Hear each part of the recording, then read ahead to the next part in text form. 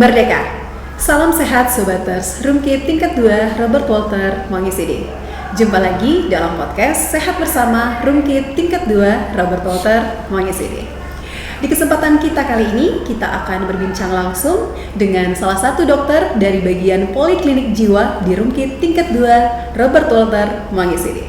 Ya, langsung saja kita sapa dengan hormat Dr. Nahyun Trisnadi, spesialis kejiwaan MKes. Selamat pagi. Assalamualaikum dokter. Sehat dok? Kabarnya hari ini? Wah, luar biasa ya dok. Bagus dengan jasnya dok. Oh iya, biasanya sih nggak pakai jas, tapi ini pakai jas. Oh gitu dok. Sehari-harinya dipakai jasnya dok? Kalau pelayanan dok? Mestinya kali ya, oh, gitu, karena dok. iya. Baik dokter. Ya, seorang dokter mestinya pakai jas. Hanya karena kami berdinas, jadi tetap biasanya pakai baju dinas juga. Oh gitu, baik dok. Iya. Nah dokter, di kesempatan kita kali ini dok, kita akan berbincang seputar dengan kita akan lebih mengenal tentang gangguan kecemasan nih dok. Ya. Ya, sangat menarik ya dok judulnya hari ini. Ya, kayaknya banyak yang tertarik dengan tema kita hari ini ya dok. Ya. Nah sebelum kita bincang lanjut dok, gimana kalau dokter bisa mengenalkan sedikit ke Sobaters, say hi atau cerita biodata singkat dok? Hai. Silakan dokter. Ya, Sobater, saya Nahyun Trisnadi, saya dokter spesialis jiwa. Kalau gelarnya ini sih spesialis kedokteran jiwa, magister kesehatan. Saya udah berprofesi sebagai dokter spesialis jiwa sejak 2013. Oh lumayan lama ya dok. Ya sudah 2013. Sebelumnya dokter umum, kemudian ambil spesialis jiwa.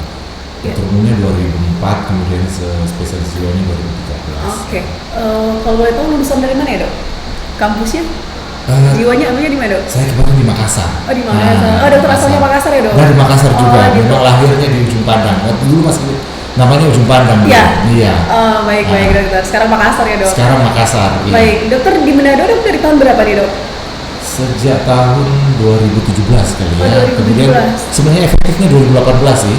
Baik. Ditugaskan di sini ya dok? Iya. Tapi 2017 kan saya pendidikan dulu. Pendidikan di Bandung. Iya. Ya. Kemudian setelah itu baru balik ke Manado 2018-nya. Baik dokter. Nah dok, yang ingin saya tanyakan nih dok, waktu kecil dokter memang cita-citanya ingin jadi dokter jiwa atau gimana dokter? Sejak umur berapa nih baru dokter mikir saya mau jadi dokter jiwa saja seperti itu? Memang agak unik sebenarnya perjalanan hidup itu ya. Baik. Jadi sebenarnya begini, saya dulu awalnya nggak pernah berpikir saya bakal jadi dokter. Oh gitu dok. Karena dulu keinginan saya itu ingin jadi seorang arsitek sebenarnya. Wah, melenceng ya dok.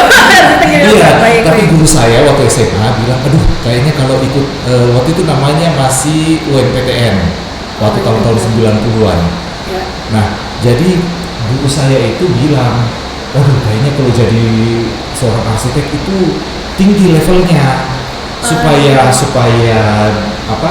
berhasil masuk jadi seorang arsitek, coba ambil dulu yang levelnya lebih tinggi di atasnya, dengan harapan jatuh di arsitek. Baik.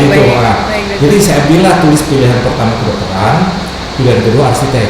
Harapannya sih memang jatuhnya di arsitek, karena ya tahulah. Jadi bukan di dokternya yang jatuhnya, yang harapannya malah ke arsiteknya. Baik. Karena ya tahu diri lah, dulu kemampuannya biasa-biasa aja. Biasa-biasa aja. Waktu sekolah SMA itu biasa-biasa aja, bukan yang ranking 1 tiap kali ranking itu enggak, biasa-biasa aja.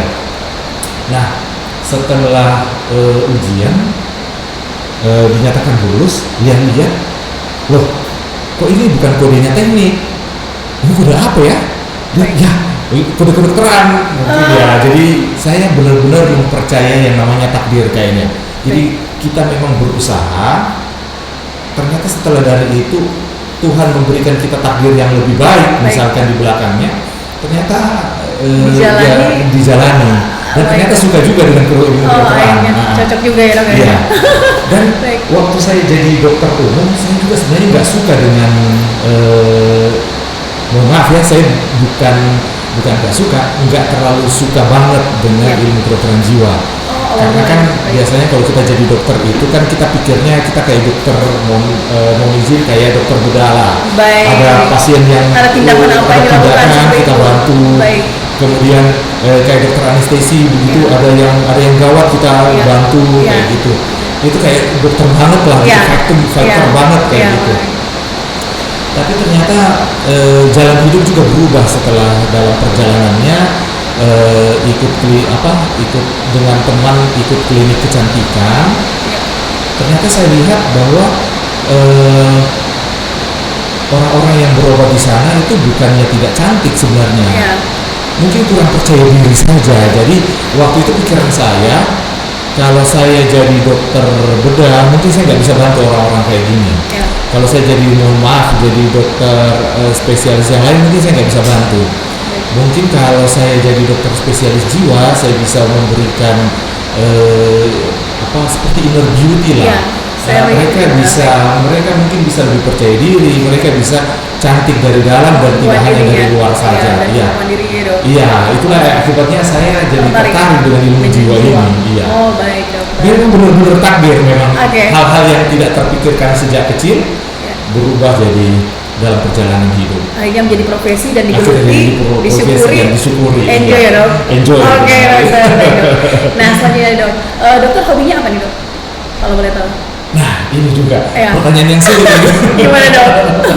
Karena sebenarnya dulu hobinya jadi agak berubah setelah berumah tangga ya. Oh gitu, Dok. Hobi jadi senengnya itu jalan-jalan dengan keluarga memang.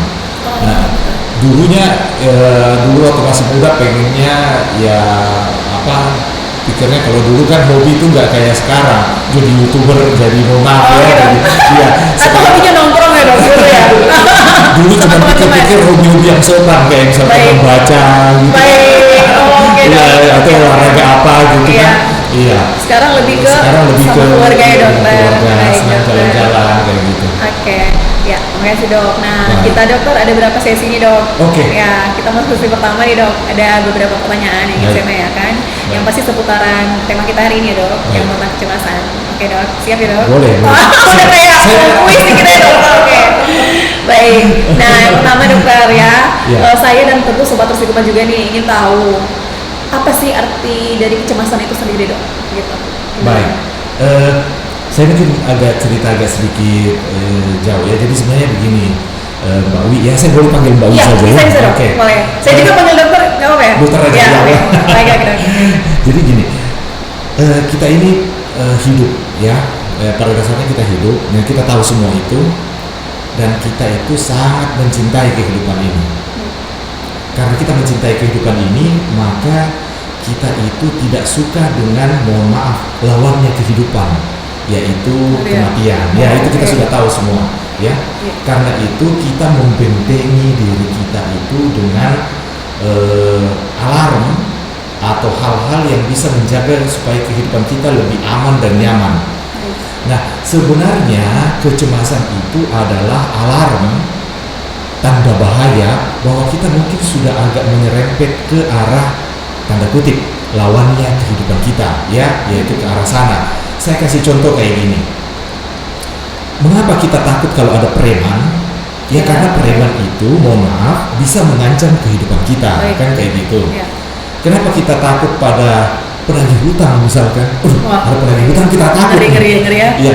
Kenapa kita takut? Ya karena sebenarnya hutang itu mengurangi kesempatan kita untuk hidup lebih nyaman. Saya kasih contoh begini, saya berhutang nih sama Mbak Wi 50.000 misalkan. Kemudian mohon maaf saya ingin beli bakso harga 20.000, di kantong saya ada uang 50.000. Terus pas saya mau beli bakso, Mbak Wi datang, mana hutangnya yang kemarin? Ya, jadi terpaksa lah saya bayar uang 50.000 yang tinggal satu-satunya di kantong saya untuk ke Mbak Wi. Dan hilanglah kesempatan saya untuk makan bakso. Jadi hilanglah kesempatan saya untuk hidup atau makan lebih nyaman, ya seperti itu. Jadi kita memang itu cenderung tidak suka dengan hal-hal yang membuat kita tidak aman dan tidak nyaman. Ya, nah itu akan menyalakan alarm tanda bahaya di pikiran kita. Ada ular, kita takut. Ada sakit, kita takut, karena itu membahayakan diri kita sendiri. Jadi cemas itu lebih kepada alarm tanda bahaya bahwa kita mungkin sudah mendekati hal-hal yang membuat kita tidak nyaman atau tidak aman. Kekhawatiran yang berlebihan mungkin ya, Dok? Kekhawatiran, iya. Baik, Dokter. Ya, Dok. Baik, terus Dokter, kecemasan itu, Dokter, itu normal nggak sih kita sebagai manusia tuh punya cemas gitu, Dok? Mungkin Tuhan menciptakan kita punya rasa itu di diri kita, itu normal atau bagaimana dokter? Betul. Jadi memang pada dasarnya cemas itu bukan penyakit sebenarnya. Baik. Cemas itu anugerah Tuhan sebenarnya. Wah, bisa iya, benar-benar anugerah. Itu Iya. penyakit dong. Iya. Iya, bukan ya? Bukan, Oke, bukan. oke. Jadi anugerah Tuhan sebenarnya. Baik. Kita cuma diperlukan untuk bisa beradaptasi dengan kecemasan kita sendiri. Jadi ketika kita merasakan rasa tidak nyaman, itu sebenarnya mungkin maksud Tuhan itu supaya kita hidup lebih lama dan iya, saya kasih contoh kalau misalkan kendaraan itu terlalu ngebut-ngebutan dan kita kan tidak langsung nyebrang. Kenapa? Ada rasa takut, ada rasa cemas. Supaya mungkin maksud Tuhan di situ adalah kita supaya hidup lebih lama, tanda kutip seperti itu. Ya, jadi memang anugerah Tuhan sebenarnya. Hanya memang kita perlu kendalikan sih. Iya. Jadi kalau boleh diibaratkan itu seperti api kali ya. Api itu kan membantu kita hidup lebih nyaman. Saya kasih contoh, kalau kita makan nasi dan kita tidak, berasnya itu kita tidak masak, wah luar biasa lamanya kita bumbunya nasi beras itu kan. Tapi dengan adanya api kita berasnya jadi lebih lunak, kita jadi nasi dan kita bisa makan, itu lebih nyaman. Kecemasan juga begitu. Jadi kecemasan ini alarm, ada bahaya, kita merasakan khawatir. Hanya mungkin saja khawatirnya ini udah terlalu berlebihan, udah numpuk sana sini, jadi ya kita jadi tidak bisa mengendalikan kecemasan kita. Malah jadi jatuhnya jadi penyakit ya dok, ya, jadi masalah. Jadi masalah seperti itu. Dokter. Nah dok, selanjutnya nih dok, kalau kita mengendalikannya dokter, cemas kita itu harusnya mengendalikannya seperti apa dokter? Baik. Sebaiknya seperti apa? Ya, sebenarnya kan cemas itu tadi adalah alarm tanda bahaya. Baik. Jadi kalau mengendalikannya itu baiknya kita mengalami atau kita memerlukan yang namanya perlindungan. Saya kasih contoh begini. Dulu waktu kita masih kecil, ya kita kalau ketakutan kan kita lari ke mama. Ya. Nah, berlindung nih. Iya nih, berlindung ini. Mama takut ada ular, mama ada kecoa misalkan. Kita itu lari ke mama dan mama itu memeluk kita, melindungi kita. Ketika kita sudah dewasa, ternyata itu tidak jauh beda. Kita tetap butuh tempat di mana kita itu merasa terlindungi, diinginkan, merasa aman seperti itu. Jadi sama seperti ini. Jadi kita nggak jauh beda. Mungkin sekarang mereka memang bukan namanya mama lagi, tetapi mungkin pasangan, mungkin teman curhat dan lain sebagainya, kayak gitu. Mungkin juga bisa dengan mendekatkan diri pada Tuhan dokter. Oke, iya itu juga bisa. Ya, dimana kita merasakan rasa perlindungan dari Tuhan, kita merasakan rasa aman. Dia cemas berlebihan, mungkin dia dengan berdoa gitu ya. Boleh dengan bisa berdoa. Ya, iya. Oke, boleh sekali. Iya. Kemudian dokter, kalau untuk kita melihat seseorang itu dok, tanda-tanda kecemasannya kita lihat ini masih normal atau enggak, tanda-tanda kecemasan itu seperti apa sih dok? Bisa kita tahu ini masih normal nih, ini udah berlebihan seperti itu. Tanda-tandanya nggak dok? Baik mbak.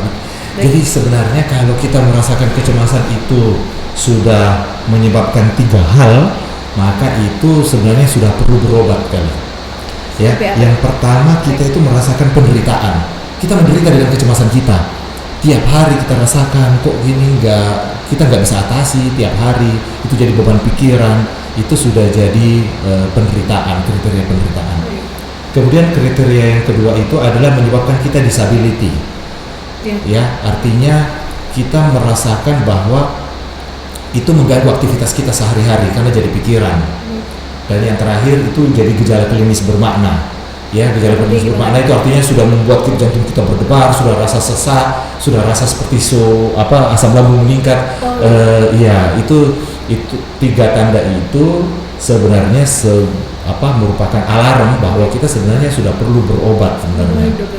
Mungkin dok dengan susah tidur juga bisa ya dok? Susah tidur, iya. Itu termasuk dalam gejala klinis yang bermakna tadi. Ya, jadi kita jadi susah tidur ataupun kita sering mimpi buruk, ya. Jadi kayak misalkan mungkin anak-anak muda nih sobater misalkan punya hubungan, kemudian hubungan itu sudah menyebabkan 3 hal. hubungannya sudah menyebabkan penderitaan. Ini agak di luar konteks sedikit. Hubungannya sudah menyebabkan penderitaan, hubungannya sudah membuat dia mengalami disabilitas. Tadinya dia bisa bersekolah bagus, sekarang sudah tidak bisa. Gitu dong. Dan yang kemudian sudah menyebabkan gejala klinis yang bermakna, itu memang sudah memang perlu sebenarnya butuh bantuan. Jadi kalau misalkan 3 kriteria ini bukan hanya untuk kriteria kecemasan saja, kriteria bahwa memang sebenarnya kita itu sudah butuh bantuan kalau sudah mengalami 3 hal tadi, yang penderitaan, gejala klinis yang bermakna sampai ataupun sudah menyebabkan kita sudah tidak mampu lagi melaksanakan aktivitas keseharian. Baik dokter, berarti kalau sudah ada tanda-tanda seperti itu dok, kita bisa konsul ke dokter jiwa gitu ya dok? Bisa. Oh gitu dokter. Iya. Biasanya kan dokter malu kalau datang, saya disangka gila apa gimana ya kalau ketemu dokter jiwa? Enggak juga ya dok? Enggak juga ya. Sekedar konsul juga terlebih dahulu bisa ya dok? Iya, jadi stigma itu ya, namanya stigma. Stigma itu anggapan atau prasangka yang buruk terhadap sesuatu. Padahal orang untuk kesehatan jiwa sendiri itu sama dengan kesehatan fisik yang lain. Ya, memang kita memerlukan untuk bisa beraktivitas atau seimbang secara langsung seperti konsep kesehatan itu sendiri. Kita bisa beraktivitas dengan baik, bisa seimbang antara jiwa dan raga, ya. Kemudian kita bisa melaksanakan hidup kita dengan sehat, seperti itu. Baik dokter. Nah, pertanyaan yang terakhir ya dok. Ya. Apa yang terjadi jika kecemasan tersebut tidak mampu kita kendalikan di diri kita? Nah, ini ya, iya. Memang kecemasan ini bisa memberikan banyak macam efek sih, seperti kalau misalkan asam lambung, ya asam lambung yang meningkat. Jadi asam lambung bisa bikin kecemasan bisa meningkatkan asam lambung. Jadi muter bolak-balik lagi kayak gitu, jadi bolak-balik. Atau bisa juga bisa sampai jadi depresi. Soalnya begini, kita cemas, kemudian kita jadi overthinking, kita cemas berlebihan, kenapa ya nasibnya nggak baik-baik amat ya, terus habis itu jadi kepikiran, tiap hari jadi pikir-pikiran ya, dan otak kita itu memang dalam keadaan normal saja itu menghabiskan sepertiga energi kita. Saya kasih contoh begini, bangun tidur, ku terus mandi, tidak lupa menggosok gigi, itu sudah menghabiskan sepertiga energi, bahkan tanpa berpikir. Jadi kita otomatis bangun tidur, terus mandi, tidak lupa gosok gigi, otomatis saja sambil sarapan, smokol pagi-pagi. Kemudian setelah itu berangkat, kemudian pakai pakaian, semuanya secara otomatis tanpa berpikir, itu sebenarnya menghabiskan sepertiga energi. Apalagi kalau kita berpikir, ya jadi, aduh, ini nanti yang kemana ya, jalan dengan siapa ya, aduh nanti saya hari ini pekerjaannya bagaimana ya, aduh nanti misalkan utang saya gimana ya, belum kelar ya, atau dan masalah-masalah lainnya lagi, dipikir-pikir sampai akhirnya dia jadi depresi seperti itu. Bisa mengganggu dok. Bisa mengganggu. Oke. Jadi kecemasan itu kalau kita tidak bisa kendalikan jadinya penyakit bisa dan jadi, sebaiknya dikonsulkan ya dokter. Sebaiknya. Baik dokter. Nah, kalau boleh tahu nih dok, sehari-harinya dokter dinasnya di poliklinik. Di Polijiwa, iya. Di Mongisidi. Rumah sakit. Baik. Tiap hari dokter buka prakteknya atau? Ya, Senin sampai Jumat. Senin sampai Jumat. Ya. Jamnya dok? Pagi, ya. Pagi sekitar jam 8 sampai sekitar jam 1. Nah. Oke. Saya dengar-dengar memang untuk kunjungan di poliklinik jiwa sendiri katanya memang banyak ya dokter di rumah sakit Mongisidi tersendiri. Ya, syukurnya alhamdulillah bahwa di Manado ini lebih aware untuk berobat atau berpikir tentang kesehatan jiwa. Tidak perlu gengsi ya dok. Tidak perlu gengsi. Namanya mau sembuh ya dok. Ya. Oke. Nah, kan tidak ada juga orang yang pengen sakit kan. Iya. Tetapi kalau ada yang dirasakan tidak nyaman, nggak ada salahnya untuk berobat. Baik dokter. Nah dok, sesi pertama udah selesai. Kita masuk sesi berikutnya. Sesi berikutnya dok tentang hoax atau fakta. Jadi ada beberapa yang ingin saya utarakan. Nanti dokter akan menjelaskan nih hoax atau fakta, begitu ya dok? Pasti seputaran tentang kecemasan. Ya dok, oke, ya dok. Yang pertama nih dok, kecemasan katanya bisa bikin kita mati. Itu hoax atau fakta? Maksudnya dengan cemas bisa mati? Gimana dok? Hoax atau fakta tuh dok? Baik, sebenarnya memang itu fakta ya sebenarnya, tetapi tidak langsung ya. Jadi begini. Kalau kita cemas berlebihan, kita akan mengeluarkan hormon stres. Dan celakanya hormon stres itu adalah hormon kolesterol. Dan itu memang bisa menyebabkan kita seperti kena kolesterol tinggi. Oh gitu dok. Iya, jadi jantung berdebar, rasa sesak, ya, kemudian keringat dingin, ya, kemudian asam lambung meningkat, ya. Nah, yang membuat kita, mohon maaf, akhirnya ke arah yang meninggal tadi itu adalah penyakit fisiknya yang diakibatkan oleh kecemasan kita sendiri. Ya, jadi asam lambung meningkat berlebihan, ya, kemudian kita jadi jantung berdebar, ya, irama jantung jadi tidak teratur, apalagi untuk orang-orang yang memang ada penyakit jantung sebelumnya, ya, itu memang mempengaruhi dok. Sangat mempengaruhi, ya. Jadi kalau bisa kita bisa mengatasi kecemasan kita. Seperti itu. Oke dokter. Nah dok, berikut nih, kecemasan ada hubungannya nggak dok dengan asam lambung? Tadi dokter udah jelasin ya? Iya. Ada hubungannya. Iya, ada hoax atau fakta nih dok? Jadi fakta itu. Fakta. Iya, fakta. Oke dokter. Jadi memang ada hubungannya. Jadi setiap hal-hal yang menyebabkan ketidaknyamanan dalam tubuh kita itu menyebabkan kita jadi cemas. Nah, termasuk asam lambung. Asam lambung juga menyebabkan kita jadi tidak nyaman sehingga kita jadi cemas. Nah, cemas ini mengeluarkan hormon stres. Hormon stres ini menyebabkan asam lambung meningkat lagi. Jadi seperti lingkaran setan, iya, berbolak-balik kayak gitu. Jadi pantas saja ada yang sudah makan nih dok, tapi kok sakit perut, pusing gitu-gitu dok. Iya. Bisa jadi dia stres juga ya? Bisa jadi stres. Dan uniknya kalau misalkan kita cemas berlebihan, misalkan kalau asam lambung misalkan kita cemas berlebihan itu, biasanya orang-orang yang cemas berlebihan itu datang ke rumah sakit dengan jantung berdebar, rasa sesak begitu. Ketika datang ke rumah sakit, gejalanya hilang semua. Loh, kenapa ini? Diperiksa juga aman-aman, ya, asam tekanan darah bagus-bagus saja. Setelah datang ke rumah sakit, gejalanya sudah tidak ada, rasa sesaknya tadi itu sudah hilang. Ya, mungkin salah satunya adalah karena rumah sakit itu berperan, mohon maaf, seperti ibunya dulu waktu dia masih kecil. Merasa dilindungi, merasa diterima, merasa diinginkan, ya, kayak gitu, sehingga dia merasa terlepas dari ketidaknyamanan yang dia rasakan, penyakitnya bisa ditanggulangi dan dibantu dan lain sebagainya. Iya, mungkin dia berpikir, oh saya ke rumah sakit bisa sudah dibantu, aman. Jadi aman, bisa teratasi ya masalah yang saya di beban pikirannya, mungkin seperti itu dulu ya dok. Sudah apa? Jadi nyaman duluan gitu. Sudah aman, sehingga sudah tidak ada lagi. Konsultasi, ya, oke dokter, oke. Kemudian dok, hoax atau fakta nih dok? Ya. Kecemasan tersebut ada hubungannya dengan keturunan. Itu hoax atau fakta dok? Ya, itu fakta. Oh fakta? Ya. Oh bisa ya dok? Jadi, saya juga belum tahu. Oke. Jadi begini, kecemasan itu kan memang ada dalam tubuh kita semua. Jadi memang dalam pikiran kita itu memang kita diciptakan untuk alarm tanda bahaya di dalam otak kita itu akan nyala ketika kita merasakan bahaya.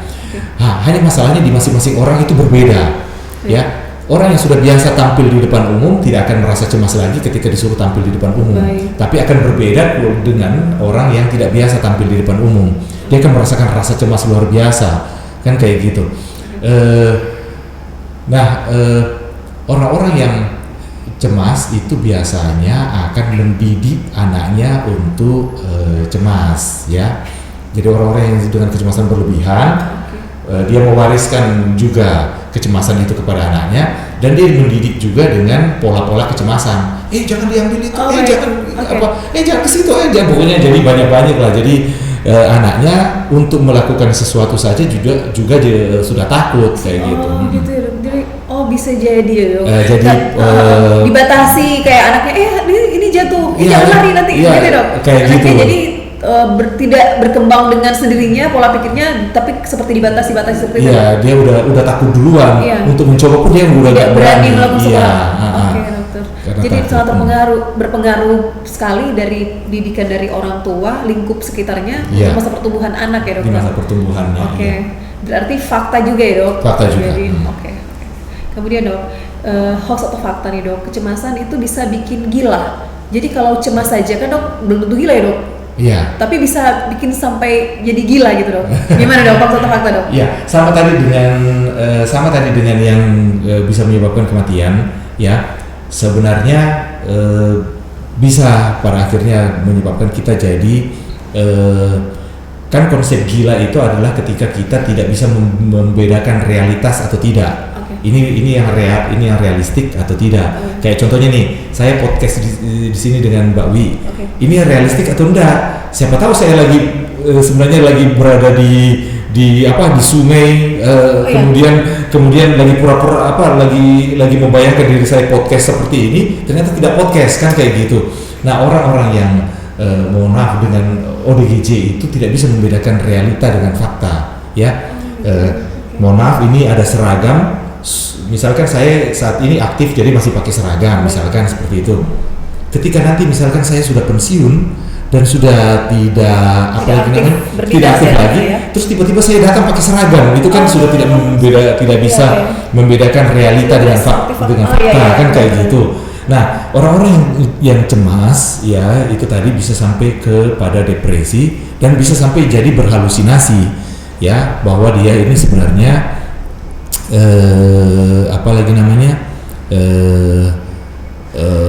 sudah bisa mengatasi kecemasannya, tapi ternyata belum bisa mengatasi kecemasannya.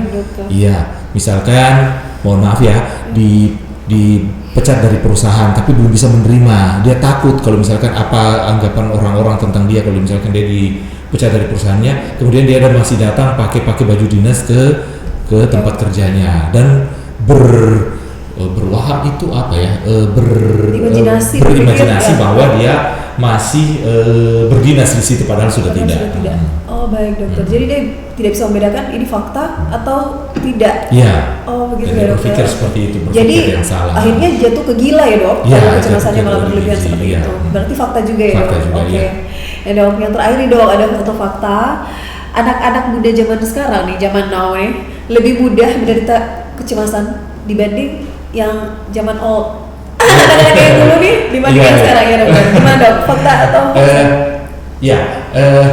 Mohon maaf ini ya generasi milenial. Iya, jadi memang lebih mudah sih mengalami kecemasan. Kenapa? Ya karena hidup kita itu di zaman sekarang jauh lebih mudah. Di zaman dulu kita untuk makan nasi goreng saja, mohon maaf, itu kita harus mengusahakan sendiri. Ya, kalau di zaman sekarang kan kita tinggal klik nasi goreng langsung datang. Jadi mohon maaf, saya kenal ada tempat kos itu yang memang sudah tidak menyediakan dapur lagi. Karena kenapa? Karena ya memang saking mudahnya zaman sekarang itu. Nggak usah masak, tinggal langsung klik langsung ada, ya. Seperti itu. Nah, karena segalanya mudah, kita jadi tidak biasa lagi dengan hal-hal yang sulit, sehingga hal-hal yang sulit sedikit saja yang mungkin di level zaman dulu itu hal yang biasa. Misalkan mohon maaf ya, kayak kemarin sempat mati lampu, kemudian kita mau ngecas HP ataupun mau masak nasi misalkan, karena mati lampu sudah mikir, aduh gimana ini, nggak bisa makan dan lain sebagainya. Ya padahal kalau di zaman dulu ya nggak apa-apa, gunakan tungku, itu nggak masalah di zaman dulu, tapi di zaman now itu sudah jadi masalah kayak gitu. Jadi yang zaman sekarang pun lebih instan ya dok.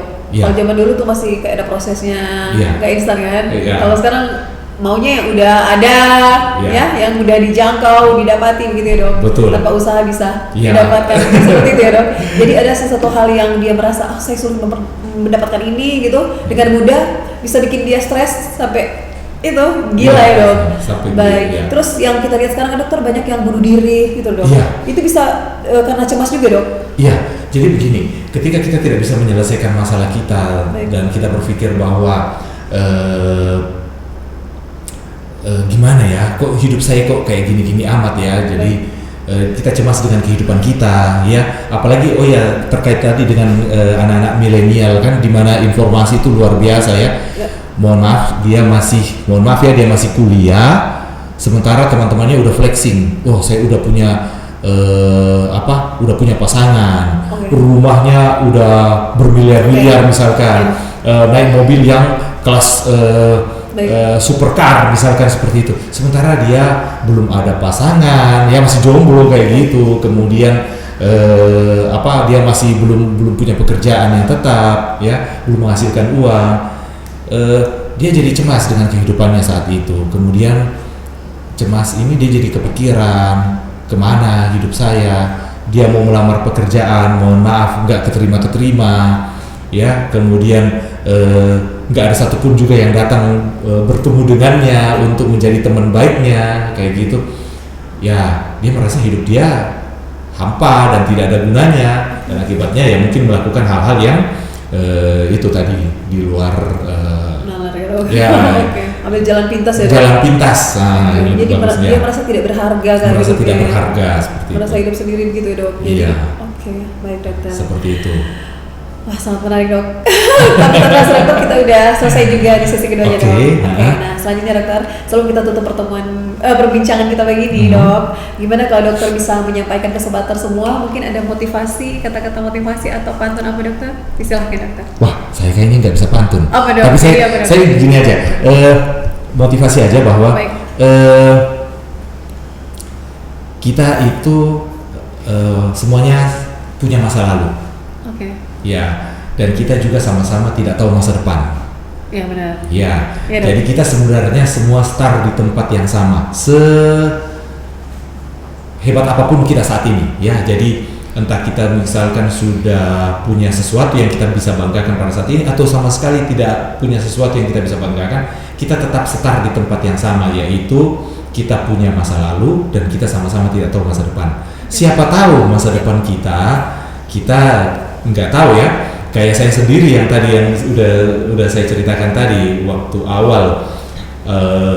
awalnya cuman ingin jadi seorang arsitek, malah jadi seorang dokter. Ya, kita nggak tahu masa depan, sama-sama tidak tahu masa depan. Mari kita berusaha sebaik-baiknya saja.